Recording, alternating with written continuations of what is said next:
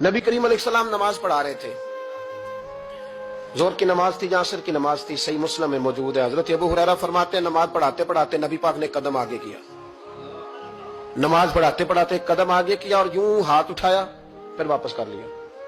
اب نماز پڑھ کے نا تو سلام پھیرا تو صحابہ عرض کرنے لگے یا رسول اللہ صلی اللہ علیہ وسلم، وہ نماز میں پیر بھی آگے کیا تو ہاتھ بھی اٹھایا، تو وجہ کیا تھی؟ پہلا سوال تو یہ ہے کہ آپ لوگ نماز پڑھ رہے تھے یا حضور کو دیکھ رہے تھے؟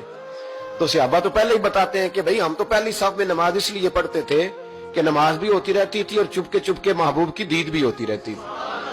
حضور سے پوچھا یا رسول اللہ، وہ نماز پڑھتے پڑھتے قدم آگے بڑھایا آپ نے تو پھر پیچھے کر لیا، کیا تھا؟ اور ہاتھ اٹھایا تو پھر آپ نے نیچے کر لیا۔ تو نبی کریم فرمانے لگے نماز پڑھاتے پڑھاتے جب میں نے کہا نا سمی اللہ لمن حمیدہ، اچانک میری نظر اٹھی تو جنت میں چلی گئی، نظر اٹھی تو جنت میں، تیرے لیے 2-4 قدم عرش بری ہے۔ تو محبوب فرماتے ہیں جب میری اوپر نظر گئی نا تو میں نے دیکھا کہ انگوروں کا ایک خوشہ لٹک رہا ہے جنت میں، تو میں نے ہاتھ بڑھایا کہ توڑ لوں۔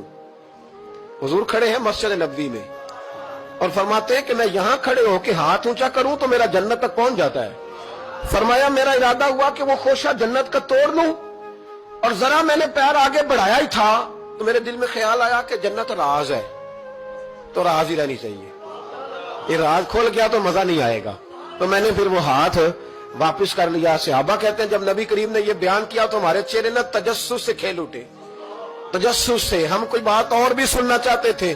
تو محبوب فرمانے لگے اگر میں وہ خوشہ توڑ کے لے آتا اور تمہیں دے دیتا تم قیامت تک بھی کھاتے رہتے تو تم سے ختم نہیں ہونا تھا۔ یہ صحیح مسلم کی حدیث ہے۔ او بھائی، میرے رسول کریم کے واقعہ معراج پہ شکوہ کرنا، کہنا سمجھ میں نہیں آتی کیسے گئے تھے، تو جو چاہے تو ہر شب ہو مثال شب اسرا، اس لیے کہ تیرے لیے 2-4 قدم